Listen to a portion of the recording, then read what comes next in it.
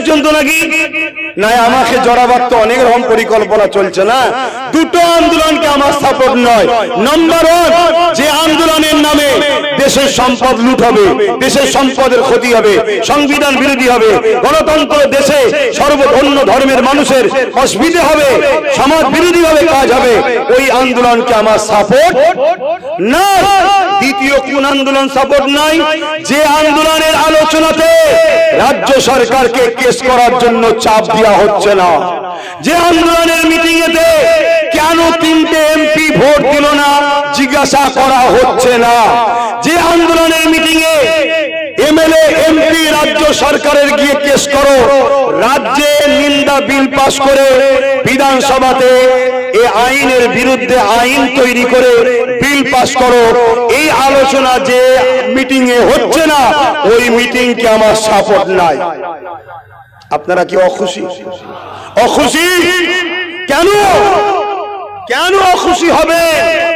আপনারা কি জানেন এর তথ্য? জানেন? বলুন। কেন্দ্রে যে বিল করছে তার মধ্যে একটা অপশন রেখেছে, ওই অপশনটা হলো এই ওয়াকাফ কমিটির মধ্যে অমুসলিমদেরকে ঢুকানো হবে। শুনছেন? এটা কেন লেগিয়েছে? এটাকে দেখে অমুসলিম ভাইদের সঙ্গে মুসলমানদের একটা ডিভাইড তৈরি করবে। কিরকম? যেই বলবে অমুসলিমকে রাখা হবে, আমরা মুসলমান কি বলবো, ভাই অমুসলিমকে রাখা যাবে না, তখন কেন্দ্রীয় সরকার বলবে দেখেছিস তোরা এদেরকে ভাই বলিস, এরা তোদেরকে রাখছে না। শুনছেন তো নাকি? কিন্তু আপনারা জানেন না, দেওবন্দ সম্পত্তিতে তাদের রেজুলেশন করা আছে, কোন অহিন্দু মানে হিন্দু যে নয় সে ওই বোর্ডে থাকতে পারবে না, তাদের রেজুলেশন করা আছে। শুনছেন তো নাকি? খ্রিস্টানদের রেজুলেশন আছে, খ্রিস্টানই শুধু থাকবে, অন্য ধর্মের লোক থাকতে পারবে না। পাঞ্জাবিদের রেজুলেশন আছে, তারাই থাকবে, অন্য ধর্মের লোক থাকতে পারবে না। পুরীতে যে মন্দির আছে ওই মন্দিরের রেজুলেশন আছে, হিন্দু ছাড়া অন্য কেউ থাকতে পারবে না। কি বলে তিরুপতি মন্দির, কেদারনাথ মন্দির, আমার হিন্দু ভাইদের বিশ্বাস সেটা, তাদের রেজুলেশন করা আছে। কি বলে অন্য কোন ধর্মের লোক তাতে থাকতে পারবে না, শুধুমাত্র হিন্দু থাকবে। আমি জানি তারা ঠিকই করছে, তাদের ধর্মীয় বিশ্বাস তাদের থাকবে, ঠিক না বেটি? ঠিক তেমনি ওয়াকাফেরও রেজুলেশন করা আছে, মুসলমানই শুধু থাকবে, অমুসলিম থাকতে। জোরে বলুন। তাহলে কেন্দ্র সরকার এই যে অমুসলিমকে ঢুকাতে চাইছে, এটা ন্যায় করছে না অন্যায় করছে? তাহলে এর বিরুদ্ধে কথা বলতে হবে না? হবে না? শোনো, অন্যায়ের বিরুদ্ধে যদি কথা না বলে, হাত দিয়ে নাই, মুখ দিয়ে নাই, অন্তর থেকে ঘৃণা যদি না করে, তার মধ্যে ঈমান, আমার নবী বলছে ঈমান নাই। তাহলে কেন্দ্র সরকার যেটা করতে চাইছে নাই না অন্যায়? অমুসলিমকে ঢুকাতে চাইছে, অন্যায় তো। তাহলে এর বিরুদ্ধে করতে হবে না? হবে না? জোরে বলে। সে যেই হোক, ওয়াকাফের ভেতরে অমুসলিম ঢুকালে তার বিরোধী করার দরকার আছে না নাই? যদি বিরোধী না করে, রাসূলের হাদিস অনুযায়ী অন্যায় যে বিরোধী করবে না তার মধ্যে ঈমান থাকবে না। কথা শুনছেন তো নাকি? তাহলে যেই এই অন্যায় করবে তার বিরোধীর দরকার আছে না নাই? হাত তুলে আল্লাহকে সাক্ষী দিয়ে বলেন বিরোধীর দরকার আছে না নাই?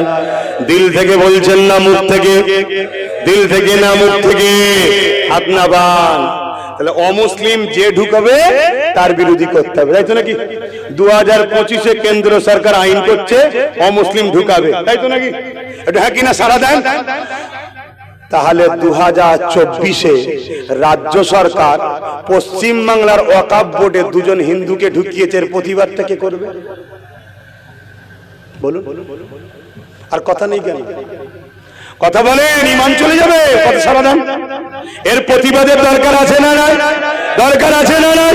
হাত তুলে আল্লাহকে সাক্ষী দিয়ে বলেন দরকার আছে না নাই? দরকার আছে না নাই? দরকার আছে না নাই?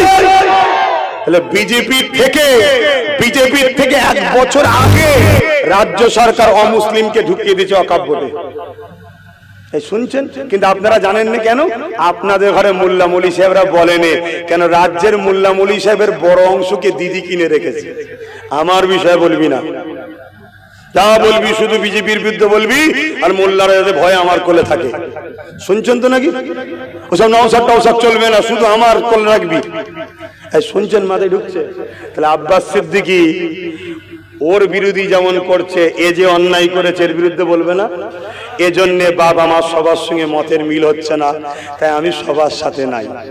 যারা অন্যায়ের প্রতিবাদ করবে, ওখানেও যে ভুল করেছে বলবে, এখানেও যে ভুল হয়েছে বলবে, তাদের প্রোগ্রামকে আমি সাপোর্ট করছি। যারা ওর বিরোধী করবে আর এর গুণগান গাইবে, তার সাথে আমি নেই। আমার কথায় কে কে কষ্ট পেলেন একটু হাত তুলে দেখাবেন। আপনারা কষ্ট পেয়েছেন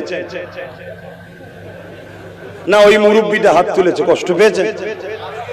হ্যাঁ, তাহলে এতক্ষণ ধরে ওয়াজটা কি এইভাবে শোনেন না তো? হ্যাঁ, কষ্ট পেয়েছেন সত্যি? আব্বা বলেন, আমি কিছু ভুল বললাম? আমাদের ওয়াকাফ মসজিদ, মাদ্রাসা, কবরস্থান, ঈদগাহ, সেখানে অমুসলিম ঢুকানো কি উচিত হয়েছে রাজ্যের সিএম এর? প্রমাণ নেবেন? প্রমাণ? হ্যাঁ, এই প্রমাণ নেবেন? আমার কাছে ফটোকপি রয়েছে, শুনছেন? আমার কাছে ফটোকপি একদম জলজল করে রয়েছে, চিন্তার কোনো কারণ নেই, সব পুরো রেখে কাজ করতে হয়। এই দেখেন, এখানে কেউ আছে পড়তে পারবে ইংলিশ? কেউ থাকে তো আসেন, পড়ে দেখুন। দুটো নাম পুরো দাগ দিয়া দেখুন। পশ্চিমবঙ্গ সরকার কি করেছে দেখুন, অলরেডি অমুসলিমকে ঢুকিয়ে দিয়েছে। এটা বিজেপি ঢুকাবার জন্য আইন করেছে 2025-এ, আর 24-এ তার 1 বছর আগে ঢুকিয়ে দিয়েছে। আব্বাস সিদ্দিকী তো খারাপ, আব্বাস সিদ্দিকীর বাড়িতে পুলিশ পাঠাতেই লাগে। কি পাঠাও পাঠাও, তোমার হাতে রাজ পাওয়ার আছে, তুমি পাঠাবে না? পাঠাও না। কিন্তু মনে রেখো, ফেরাউনও মরেছে, সাদ্দাতও মরেছে, নমরুদও মরেছে। ফেরাউনকে গিয়ে একবার জিজ্ঞেস করে এসো, বেটা কেমন আছিস রে এখন, তারপরে একটু রিস্ক লিস। শুনছেন? কথা ক্লিয়ার? সত্যি করে বলুন, আমার উপরে কারো ব্যথা হয়েছে? কারো ব্যথা হয়েছে? তাহলে আগামী দিন, গত 3 মাস ধরে প্রচার করছি, ওয়াকাফ বিলের আগে থেকেও প্রচার করছি, আমি ব্রিগেড ডাকবো। শুনেছেন না শোনেননি? হাত তুলে বলুন কারা কারা শুনেছেন। শুনেছেন? দেখেন সবাই। আবার সাক্ষী চাইছি, আগামী দিন আমি একা, কে থাকবে জানার দরকার নেই, আমি থাকবো। আমার বাপ ভাই কারা আমার সাথে ব্রিগেডে যেতে রাজি আছেন? হাত তুলে দেখান। রাজি আছে? রাজি আছে? ডেটটা এখন ঘোষণা করছি না, কেন আমি পুরো বাংলার অলিতে গলিতে ঘুরছি, সব জায়গায় হাত তুলে সাক্ষী নিচ্ছি। আমার টার্গেট 25 থেকে 30 লক্ষ লোকের একটা জামায়াত করব। ইনশাআল্লাহ হবে না? তবে যেভাবে লোক হাত তুলেছে সব জায়গায়, এই হাত যদি ইমানদারের হয়, আমার আল্লাহ যা ভাবছি তার ডবল হয়তো করে দেবে। আর যেটা হবে সেই দিন আমি এটাও আপনাদেরকে বলবো, সর্বধর্মের মানুষের জন্য ডাকবো, দেশের জন্য ডাকবো। পাশাপাশি আমাদের ধর্মীয় অধিকার যে হরণ হচ্ছে, তাদের কালা হাতকে ভেঙে দিয়ে আমাদের অধিকারকে ছিনিয়ে নেবার জন্য ডাকবো। আপনারা আমার সাথে সত্যি সাথ দেবেন তো? গাড়ি ভাড়া দিতে পারবো না, তেল খরচ দিতে পারবো না, কেন আমাকে কেউ করাবে না, আমি নিজে করব। কারা নিজেদের ঘাটের পয়সায় নিজেদের খাবার নিয়ে যেতে রাজি? হাত তুলে দেখান। মারহাবা, নারে তাকবীর, নারে রিসালাত। কুরআন ও সুন্নাহ, কুরআন ও সুন্নাহ, দ্বীন ইসলাম, দ্বীন ইসলাম, নারে তাকবীর। ভারতবর্ষের সংবিধান, ভারতবর্ষের সংবিধান, ভারতবর্ষের সর্বধর্মের মানুষের ঐক্য, নারে দিবে। মনে থাকবে বাপজান আমার, দোয়া করব। তার আগে আমি জানতে চাইছি, আমি ভুল করছি না তো? ভুল করছি না তো? তাহলে আগামী দিনে একটা পায়ার প্রয়োজন আছে না? না, এটা মাথায় রাখবেন। বাকি জায়গায় যাকে দরদ যদি হয় বা ইনাকে যদি দরদ হয় আলাদা কথা, কিন্তু ছেড়ে দিউনি।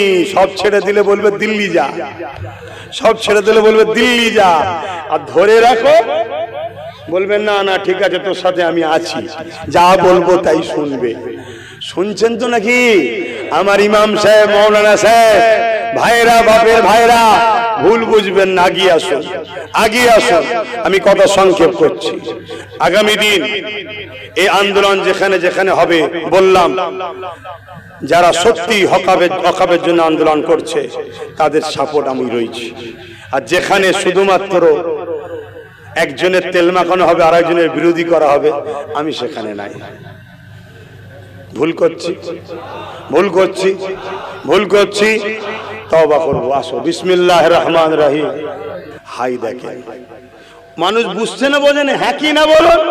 এই যে আগে যা বলেছিল সব ঢপ মেরেছে, অতএব চিটিংবাজের উপর আর ভরসা, অতএব যত যাই বলুক আন্দোলন করতে হবে, আন্দোলন ছাড়া উপায় না। তবে হ্যাঁ আমি বলবো সংবিধান বিরোধী নয়, গণতন্ত্র বিরোধী নয়, অন্য ধর্মের মানুষের ক্ষতি করে নয়। কেন আমাদের লড়াই কালা কানুন যে করেছে তারও কালা কানুনকে রুকাত লড়াই, ঠিক না বেটি? তাহলে অন্য ধর্মের ভাইরা তাদের বিরুদ্ধে যেন আমাদের আন্দোলন না হয়ে যায়। লোক চাইবে জড়িয়ে দিবার, এটা মুনাফিক। কেন? ভোট দিয়েছে যেখানে 40টা মুসলমান কালা কানুনের বিরুদ্ধে আর 192টা অমুসলিম ভাইরা কালা কানুনের বিরুদ্ধে ভোট দিয়েছে। তাহলে 192টা অমুসলিম ভাই এই বিলকে চাই না, লোকসভাতে বিরোধী ভোট দিয়েছে, এই বিল বাতিল করো। তাহলে অমুসলিমরা আমাদের সাথে আছে না নাই? 192 মানে কি? এক একটা এমপি মানে যত কমই হোক 15 কোটি, গড়ে 15 লাখ, গড়ে 15 লাখ। আর অমুসলিম ভাইয়েরা যেখান থেকে জিতেছে, স্বাভাবিক অমুসলিম ভাইয়েরা সংখ্যা গুরু, সেখানে বেশি সংখ্যা।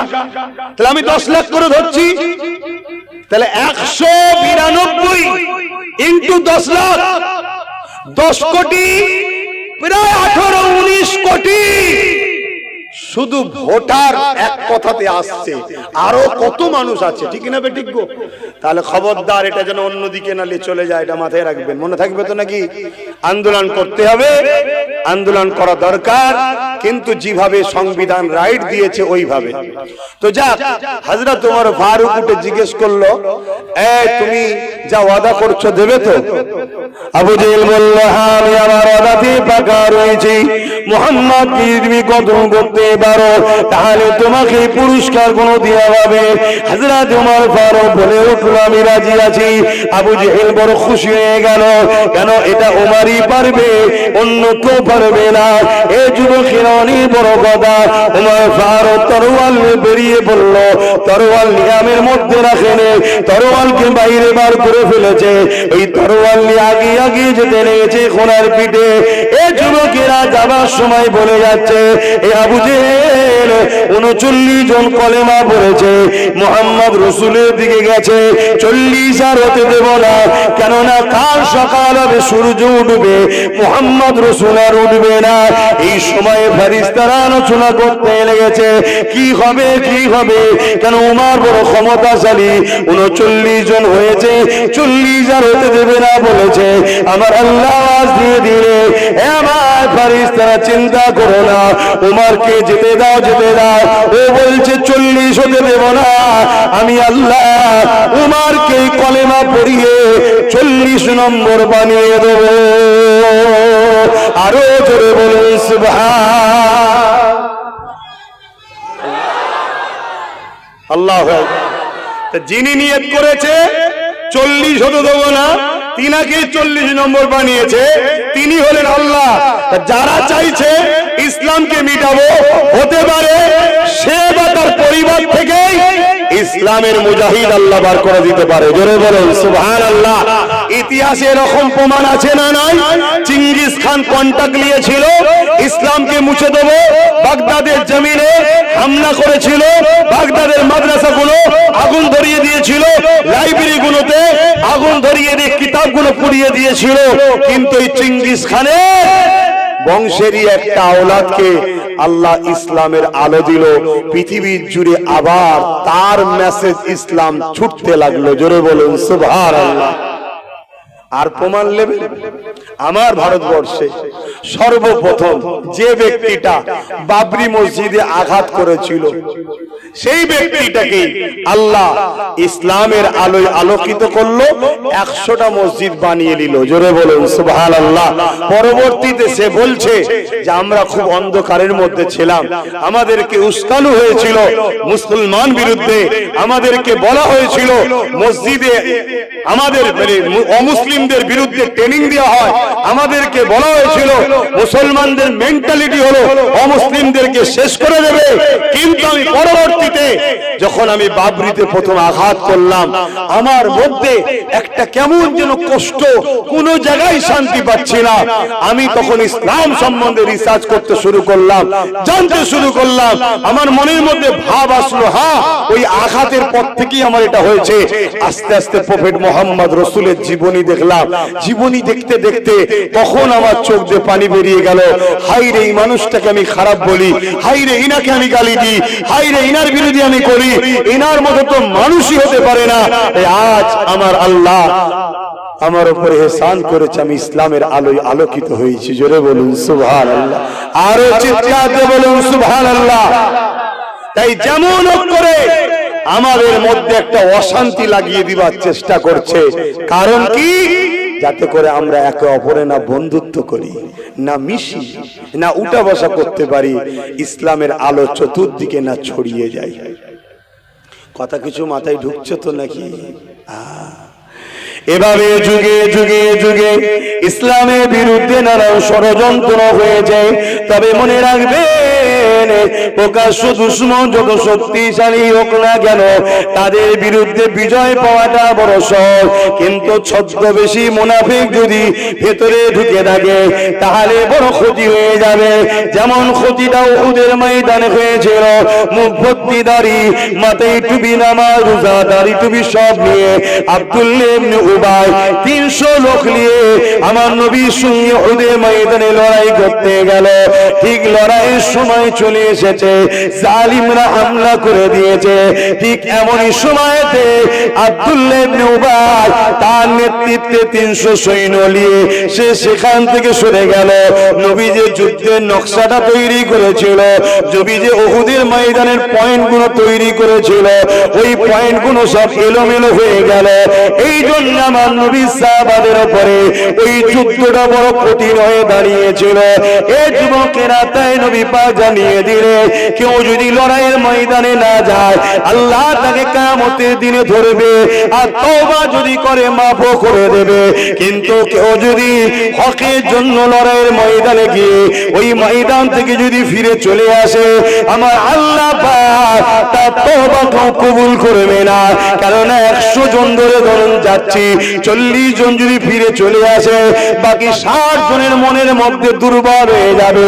আর প্রথম থেকেই যদি 60 জন যায়, তারা প্রস্তুতটা নিয়ে যাবে, তাদের মনের স্পিরিটটা সেরকমই থাকবে। এই যে ধোঁকা দিয়া, এই ধোঁকাকারীকে আল্লাহ নবী বলছে তওবা আল্লাহ মাফ করবে না। এই আমাদের সমাজে অনেক মুনাফিক লুকিয়ে রয়েছে, যারা আজকে আমাদের সঙ্গে উঠা বসা করছে।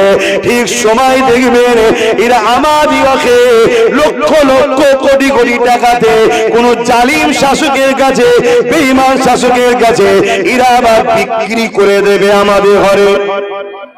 এই বিক্রি করছে না, করে না? একটু হাকি না বলবেন।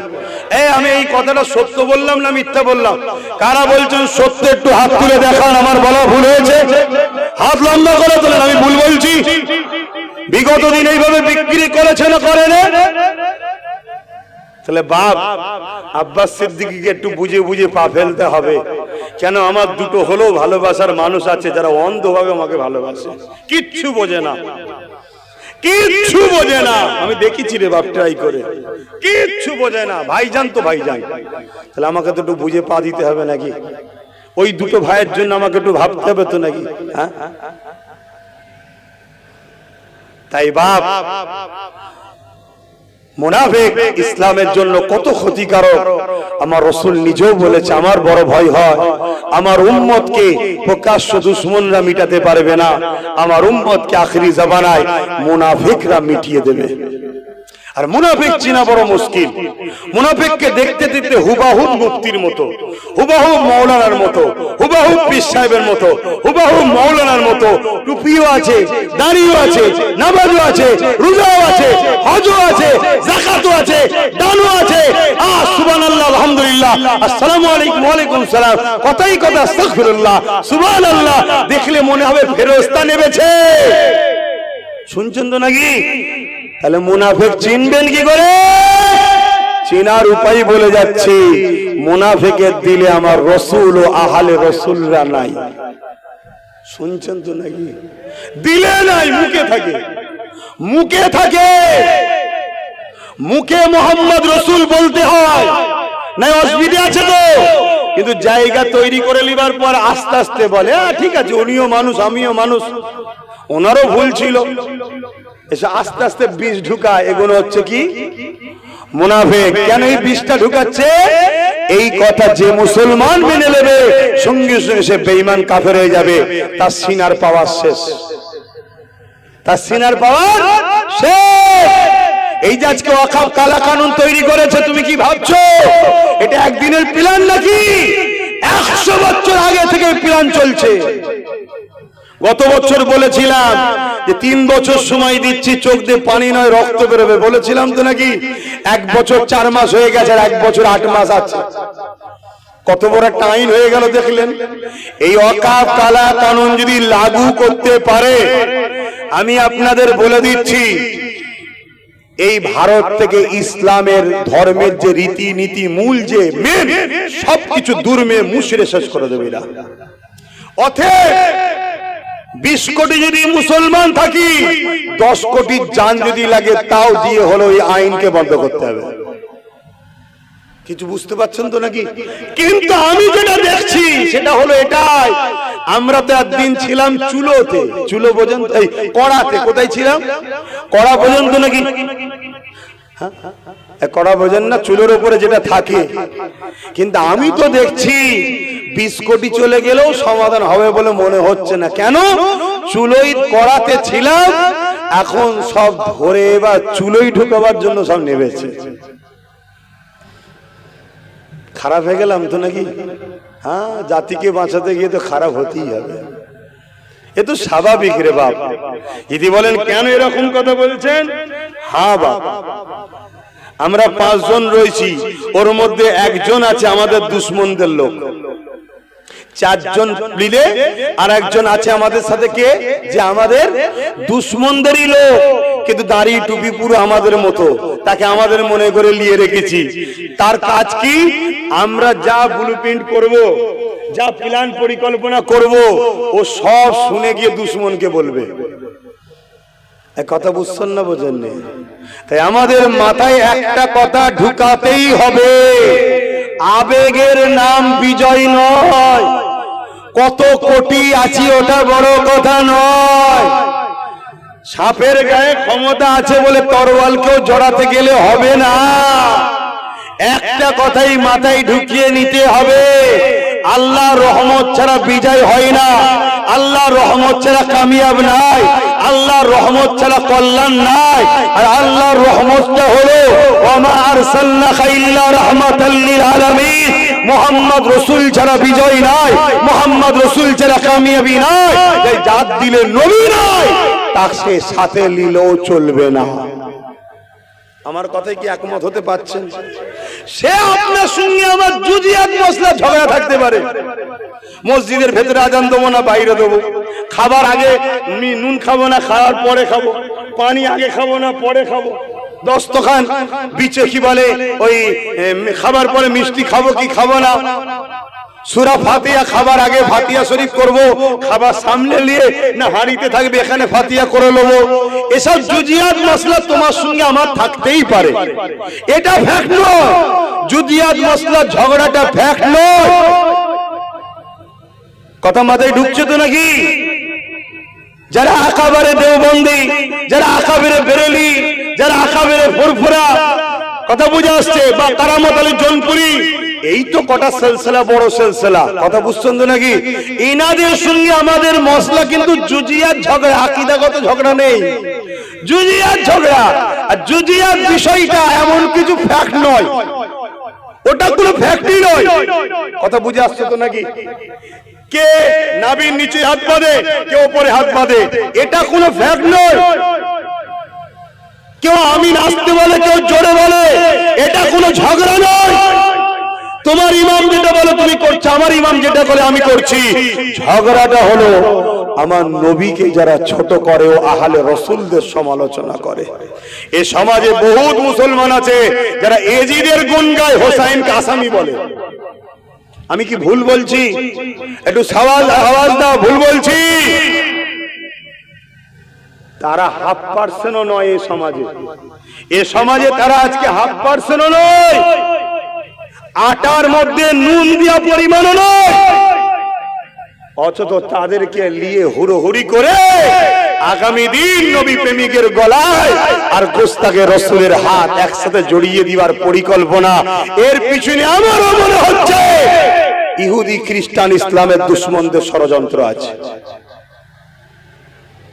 কি গো, আমার কথায় বেজার হচ্ছে না আপনারা? আমার মনে হচ্ছে বেজার হচ্ছে না। আমি অজ করবো না, আমি যখন খারাপ আমি ঘরেই থাকি, তোমরা ভালো গুণ সব ভালো লে থাকো। আসেন, আমি সংক্ষেপ করছি, সালাম দেবো, দোয়া করে দেবো। আপনাদেরকে জোর করে লাভ নেই, কেন তাবারুক রয়েছে, রেডি তো তাবারুক? হ্যাঁ, তাবারুক রয়েছে, আপনাদের ঘরে দিয়ে দিই। আমি আল্লাহর জাত পাকের কসম করে বলছি, পুরো দাদা হুজুরের ভক্ত মুরিদ, পুরো বাংলার মুসলমান যদি আমাকে বাদ দিয়ে দেয়, আমি আপনাদের থেকে সরে যেতে রাজি আছি, কিন্তু আমার হুজুরের দুশমনের সঙ্গে মিশতে আমি রাজি নয়। তাতে আপনারা আমাকে যা খুশি বলে লিখে যান, যা খুশি বলবে যান, আমার দেখার দরকার নেই। আমার আল্লাহ তিনি আমার জন্য যথেষ্ট। হাসবুনাল্লাহু ওয়া নি'মাল ওয়াকিল, নি'মাল মাওলা ওয়া নি'মান নাসির। আসুন আমরা সকলে একটু সালাত ও সালাম পড়ব। ইয়া নবী সালাম।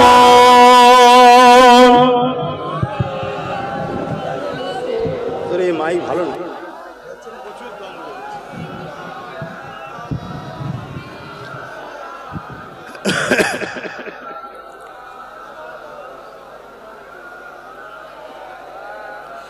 এই যে সালাম দাঁড়িয়ে দিয়া বসে দেওয়া, এটা নিয়ে কিন্তু আমাদের কোনো ঝগড়া নয়, খুব মাথায় ঢুকাবে।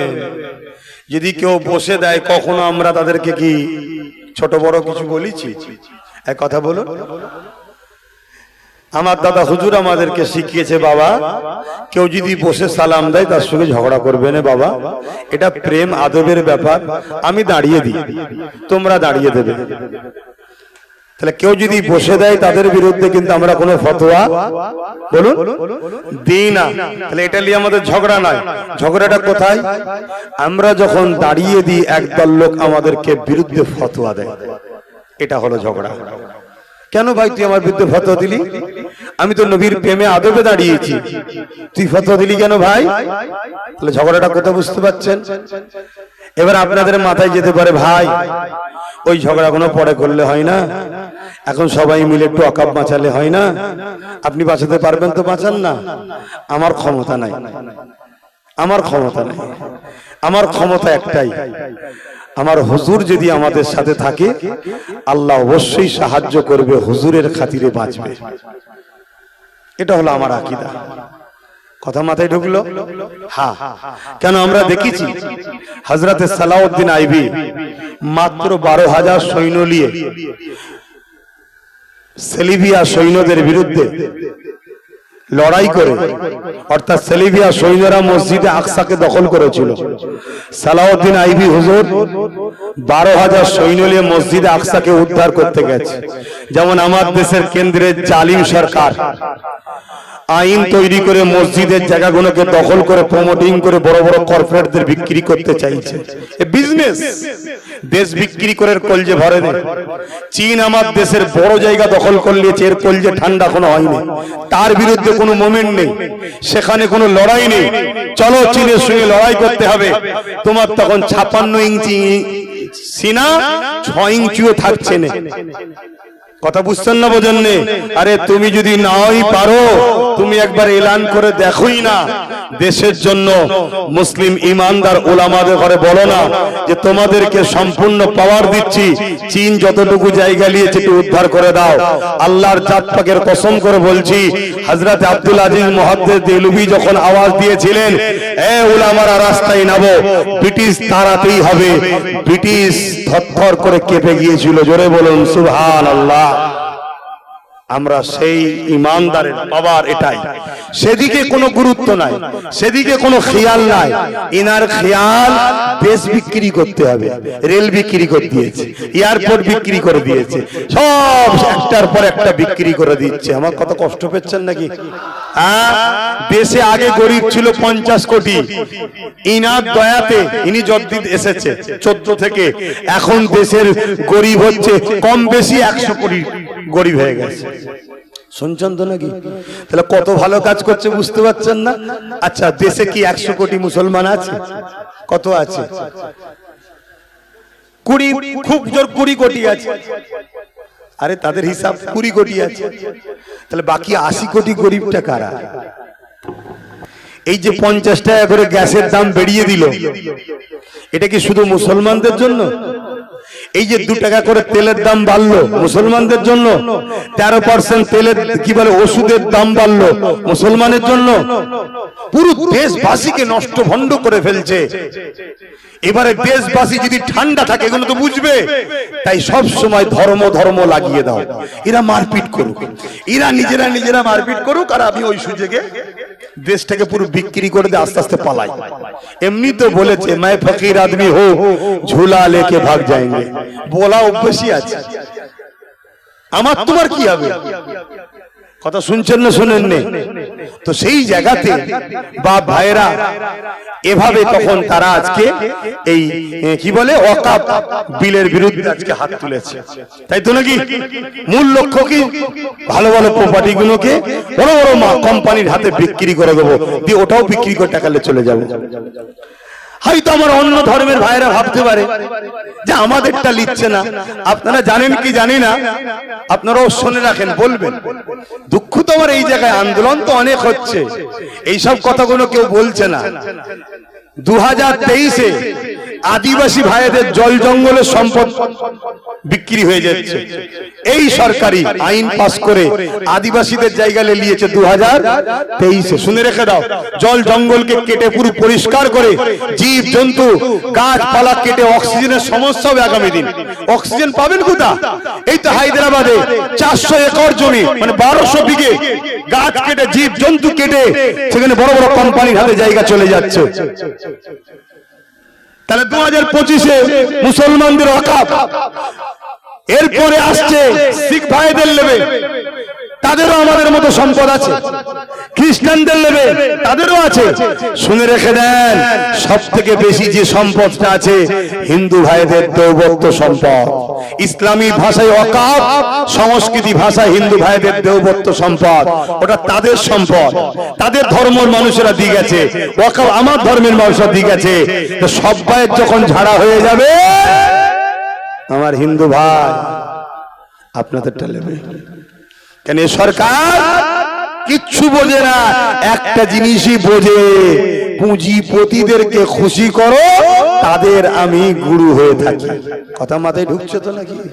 যদি এ সরকার গরিবদের কথাই বুঝতো, তাহলে ডোনাল্ড ট্রাম্প যখন আহমেদাবাদ স্টেডিয়াম উদ্বোধন করতে এসেছিল, রাস্তার দুদিকে চট দিয়ে ঘিরে দিয়েছিল। কেন? রাস্তার দুদিকে অমুসলিম গরিবদের সব বস্তি ছিল। ডোনাল্ড ট্রাম্প যেন দেখতে না পেয়ে যায়, ঘৃণা লাগছে, ঘৃণা। অতএব বুঝুন আমার বন্ধু, আমার দেশবাসী সাথী ভাইয়েরা, বুঝুন, জানুন, জানতে হবে। আবেগে হই হই করলে হবে না। 50-60 হাজার টাকা করে দিয়ে দিয়েছে, শুধু খাচ্ছে দাচ্ছে না, নাচছেন। খেয়াল আছে আপনার ঘরের বোনটা বড় হচ্ছে, মেয়েটা বড় হচ্ছে, জিনিসপত্র কি দাম বাড়ছে, আগামী দিন বিয়ে শাদী দেবেন কি করে? ভাববেন না? সব জাতিকে ভাবতে হবে। তো যাক, এরপরও আপনাদেরকে বলে যাচ্ছি, খারাপ লিখছেন, কষ্ট লিখছেন, এরপরও আপনাদেরকে বলে যাচ্ছি, এর আগেও অনেকবার এভাবে আল্লাহর ঘর মসজিদ মাদ্রাসাকে দখল করার অপমান করার অনেক চেষ্টা চলেছে। আমার আল্লাহ প্রত্যেকবারই তিনি তিনার পক্ষ থেকে সাহায্য করে বিজয় দিয়েছে, জোরে বলুন সুবহানাল্লাহ। কিন্তু আমি আবার বলে যাচ্ছি, ইমাম গাজ্জালী হুজুরকে মানেন আপনারা? নাম শুনেছেন? কারা কারা শুনেছেন একটু হাত তুলে দেখাবেন। ইমাম গাজ্জালী সবাই তো কম বেশি হাত তুলছে। যাক, অত বড় আলেম, অত বড় ওলি, অত বড় ইমাম, অত বড় আল্লাহর প্রেমিক পৃথিবীতে আছে কি সন্দেহ আছে আজকের দিনে? একবার মুসা নবীর সঙ্গে দেখা করতে এসেছিলেন, তিনার সময় আবার দুনিয়া এসেছেন, আবার আমার নবীর উম্মত হয়ে। কথা বুঝতে পারছেন কত বড় পাওয়ারফুল? তিনার দুটো কথা বলবো সালাম দিয়ে বসার পরে, একটু মাথায় রাখবেন, তারপর বুঝবেন যে আব্বাস সিদ্দিকী ঠিক বলছে। ইয়া নবী সালাম, ইয়া রাসূল সালাম,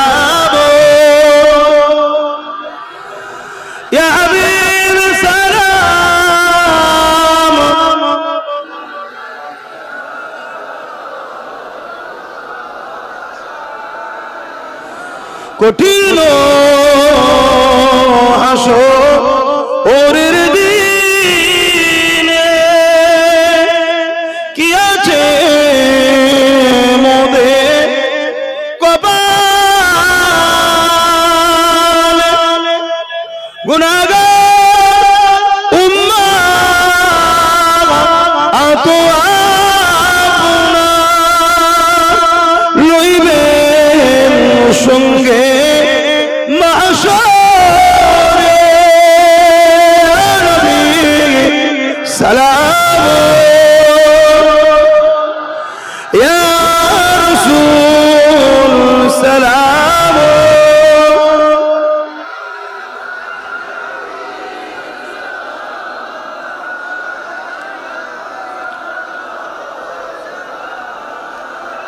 সকলে গায়ে গায়ে বালাগাল উলা বিকামালিহি কাসাবাত দুজা বিজামালিহি হাসানাত জামিউ সালিহি সাল্লু আলাইহি ওয়া আলিহি আল্লাহুম্মা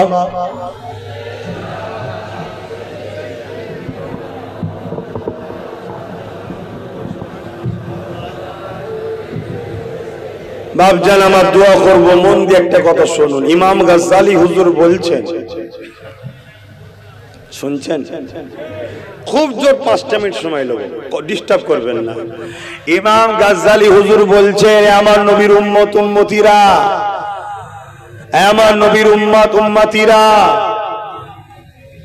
যদি বালা মুসিবত বিপদ আপদের সম্মুখীন হয়ে যাও, মনে রাখবে এই বিপদ বালা আসার কারণ হলো তোমাদের অন্তর থেকে নবীর প্রেম ও আদব কমে গেছে, তাই আল্লাহ তোমাদের উপরে নারাজ হয়ে জালিম পাঠিয়েছে, বালা পাঠিয়েছে। বুঝতে পারছেন তো নাকি? বলুন, কেন্দ্রে যে বসে আছে বালা নয়, বড় বালা। আমি ভুল বলছি নাকি? এর কারণটা কি? ইমাম গাজ্জালী হুজুর বলছেন, তোমাদের অন্তর থেকে আল্লাহ ও রাসূলের মহব্বত কমেছে না কমেনি? খেয়াল করে দেখবেন, আমার কথা পেয়ে যাবে। ইমাম গাজ্জালী হুজুর আরো বলছেন, যখন সমাজের মানুষ আমার নবীকে ওপেন বিয়াদবি করবে, ছোট বড় কথা বলবে, আর নবীর উম্মত দাবিদাররা যদি খামোশ হয়ে থাকে, তার উপযুক্ত যদি বিচার না করতে পারে, আমি ইমাম গাজ্জালী বলে যাচ্ছি, মনে রাখবে ওই উম্মতের বেটি, মেয়েরা, মায়েরা, স্ত্রীরা বাজারে নিলামে বিক্রি হবে। আপনি ভাবেন কি করে হতে পারে? আমরা কখনো করব? কে বলেছেন আপনারা করবেন? আপনাদেরকে কতল করে আপনাদের মেয়েগুলোকে বাজারে বিক্রি করা হবে। শুনছেন না শোনেন না? তাহলে আব্বাস সিদ্দিকী কত কড়া জায়গায় দাঁড়িয়ে আছে, বুঝতে পারছেন? এজন্যই বলেছিলাম চেয়ারের একটা পায়া দরকার। কেন? কেউ কিছু লড়াই করতে গেলে রাজ ক্ষমতা দ্বারাই প্রতিরোধ করা সম্ভব। তো যাক, আমি সংক্ষেপ করব। এর আগে আমি জানতে চাইছি, এই ওয়াকফ কালা কানুন বাতিল করা কি সম্ভব? কথা বলুন, সম্ভব আছে না নাই? সম্ভবের প্রসেসিংটা কি? সম্ভবের প্রসেসিং কি বলবেন তো? আমার ক্ষুদ্র জ্ঞানে তিনটে বুদ্ধি আছে প্রসেসিং, একটু বলবো। কারা কারা শুনতে চান একটু হাত তুলে দেখাবেন। আপনার নাম্বার 1, মন দিয়ে শুনবেন। নাম্বার 1, মাথা গরম করলে হবে না। রক্তের জোর দেখাচ্ছ, রক্তের। অনেকে ভাবছে দিদি তো আমাদের সাথে আছে। দিদি আছে মুর্শিদাবাদে 80% মুসলমান। দিদির পুলিশ আর আধা সামরিক বাহিনী নামে চপ্পলওয়ালা কারা জানি না বাড়ি বাড়ি ঢুকে সাইজ করে ফেলেছে। শুনছেন না শোনেন না? হ্যাঁ, ভুল যদি বলি, দিদির হাতে তো পাওয়ার আছে, তুলে যেতে পার না। তোদের সঙ্গে তো ভালো খাতির আছে, বল। শুনছেন তো নাকি? একদম ভববাস ছাড়া দ্বিতীয় কিচ্ছু নয়। অনেক হয়তো বুক ভরা আসলে বসে আছে, আমাদের টেনশন নেই, টেনশন নেই। পাগলামি করুনি, মন দিয়ে শোনো। নাম্বার 1, আইন যখন কোন জিনিস হয়ে যায়, এ ওয়াকফ কালা কানুন হয়ে গেছে, এটা কোনো বিল আর নেই, আইন হয়ে গেছে। এই আইনকে রুখতে গেলে আইনের অস্ত্র দিয়ে কাটতে হবে। এই আইনের অস্ত্র হচ্ছে লোকসভার বড় আইন হলো দেশের সর্বোচ্চ আদালত হলো সুপ্রিম কোর্ট। সেখানে গিয়ে মামলা করতে হবে, সেখানে গিয়ে দরবার করতে হবে। আমি জানতে চাই, যারা চিল্লাচ্ছেন, আমি ভালো কথা, আপনারা চিল্লেছেন ঠিক আছে, আইনি মামলা করছেন,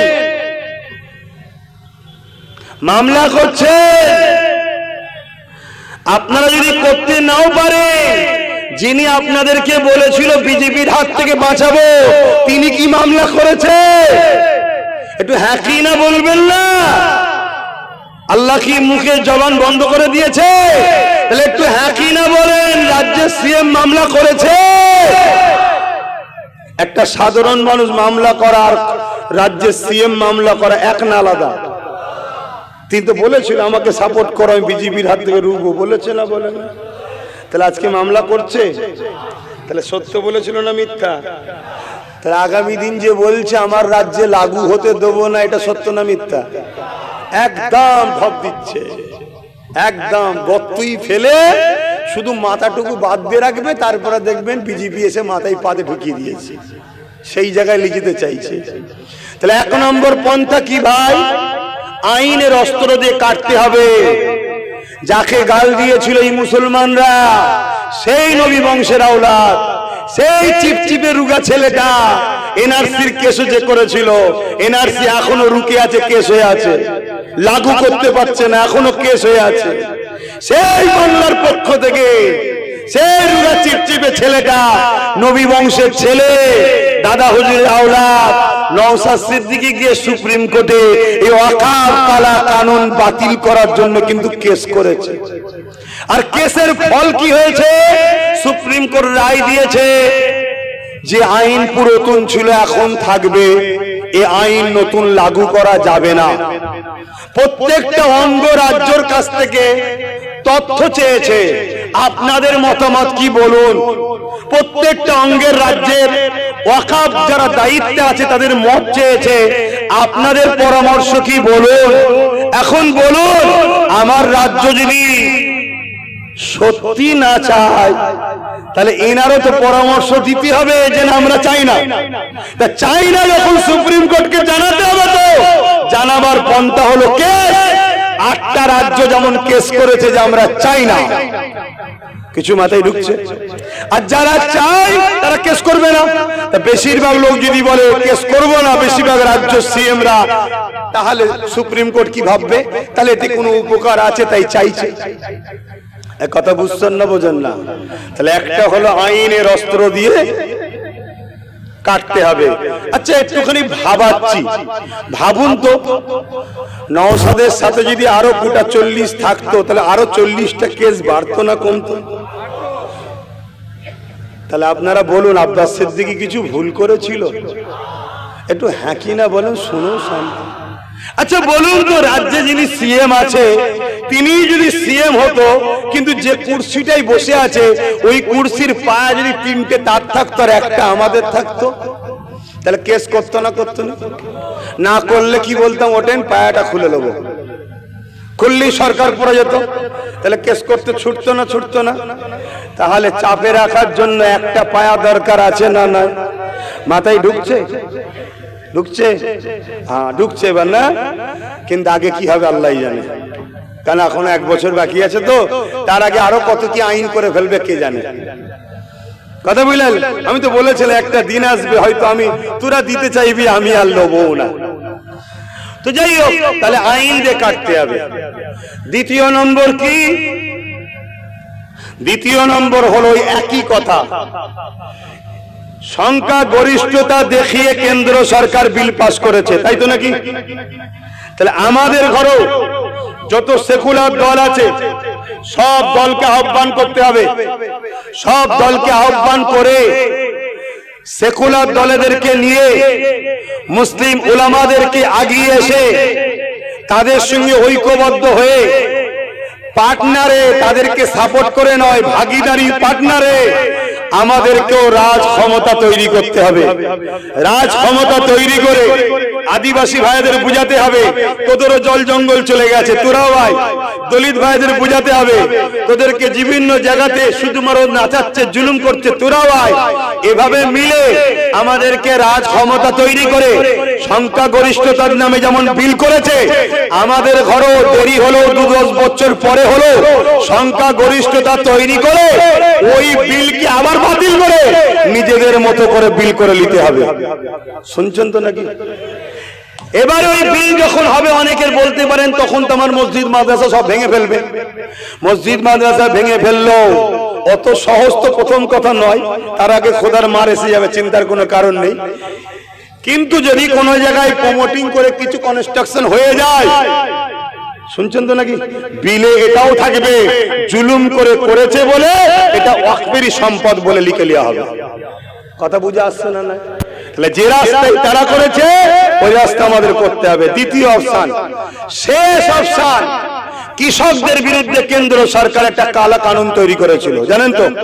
ওই কৃষক কালা কানুনকে কৃষক বন্ধুরা বন্ধ করে দিয়েছিলেন, মাত্র 2% হয়ে বন্ধ করে দিয়েছিলেন, তাই তো নাকি? এটা সবাই বলছে যে আমাদের ঘরেও করতে হবে, কিন্তু একটা জিনিস লুকিয়ে রেখেছে, এটা বলছে না। কি বলছে না? কৃষকরা সাকসেসফুল হওয়ার পিছনে পাঞ্জাব সরকারের হাত ছিল। পাঞ্জাব সরকার কৃষকদের বলেছিল আন্দোলন চালিয়ে যাও। 6 মাস, 7 মাস, 8 মাস, বছর আন্দোলন চালিয়েছে। তাদের থাকা, খাওয়া, তেল, গাড়ি ভাড়া সব দিয়েছে। এমনকি কেউ যদি মারা যায়, পাঞ্জাব সরকার বলেছে তাদেরকে অর্থ দেবো। তাই তারা গেনার হয়েছিল, কারণ রাজশক্তির মোকাবেলায় আরাজ রাজশক্তি পিছনে ছিল। শুনছেন তো নাকি? তাহলে আমাদের তো উচিত রাজ্যের সিএম কে বলা যে আপনি পাঞ্জাব সরকারের মতো আমাদের সাথ দেন। এই বলা দরকার ছিল না? উনি সাথ তো দিয়েছেন কি দিচ্ছে না আপনারা বুঝুন। কিন্তু আমি এটা দেখতে পাচ্ছি ওয়াকাব আন্দোলন মুর্শিদাবাদে করলো, মুর্শিদাবাদের মধ্যে পুলিশ গাড়ি ঢুকিয়ে উড়ো ফায়ার করিয়ে নিরীহ মুসলমানগুলোকে কি অমানবিকভাবে অত্যাচার করে কেস কামারি দিয়ে উভয় ধর্মের মানুষের ঘর বাড়ি ভেঙে, মন্দির ভেঙে, মসজিদ ভেঙে মহল একটা খারাপ করে দিল, যাতে আন্দোলন আর করতে না পারে। শুনছেন? ঠিক তেমনই এই বাংলাতে যারা শাসকের গুণ গাইবে তারা আন্দোলন করছে, কোনো সমস্যা নেই। যখনই ভাঙড় থেকে লাখো মানুষ বেরিয়ে এসছে, বাসন্তী, জীবনতলা, ক্যানিং ওই দিক থেকে যখন আসছে, তাদেরকে রাস্তায় আটকে রাজ্য সরকারের পুলিশের ইউনিফর্মে চপ্পল পরা গুন্ডার ব্যবহার করে নিরীহ মানুষগুলোকে মেরে হাজার হাজার হাজার ছেলের নামে মিথ্যা মিথ্যা কেস দিয়েছে, যাতে করে আন্দোলন সংগঠিত না হয়। এখন আমার ভয় হচ্ছে এই আন্দোলন বাংলায় করতে দিচ্ছে না কেন? কেন বললো দিল্লি যে আন্দোলন করো? এটা বুঝতে হবে না হবে না? আমার তো মনে হচ্ছে সেটিং এর ব্যাপার। উপর থেকে হয়তো কেউ বলেছে, সেটা মোদী হতে পারে, অমিত শাহ হতে পারে, বা নাগপুর থেকে হতে পারে, বলেছে এই সিবিআই পাঠায়নি বলে জানো ভুলে যায়নি আন্দোলন বন্ধ কর। শুনছেন তো নাকি? তাহলে বলুন এই জায়গায় আন্দোলন কি বন্ধ করে দেবেন? কেসের ভয়ে আন্দোলন বন্ধ করে দেবেন? পুলিশের নির্মম অত্যাচারের ভয়ে, পুলিশের দেশে গুন্ডাদের জুলুমের ভয়ে আপনারা কি আন্দোলন বন্ধ করে দেবেন? কেন পুলিশ বুট পরে ভাই, চপ্পল পরে পিটছে। আধা সামরিক বাহিনী বুট পরে চপ্পল পরে পিটছে। কি ব্যাপার এগুলো? এগুলো কারা? শুনছেন না শোনেন না? তাহলে আন্দোলন কি বন্ধ হয়ে যাবে? আন্দোলন আরো হবে, তবে সংবিধানকে মান্যতা দিয়ে, গণতন্ত্রকে মান্যতা দিয়ে। সংবিধান বিরোধী আইন তৈরি হয়েছে, সংবিধানকে বাঁচাবার জন্য আন্দোলন। সর্বধর্মের মানুষ সংগঠিত করুন, সবাইকে বুঝান, বুঝিয়ে সবাই মিলে আন্দোলন করুন। নিরীহ মানুষের কোনো অসুবিধে না করে আন্দোলন করুন। কথা শুনছেন? এ সমাজ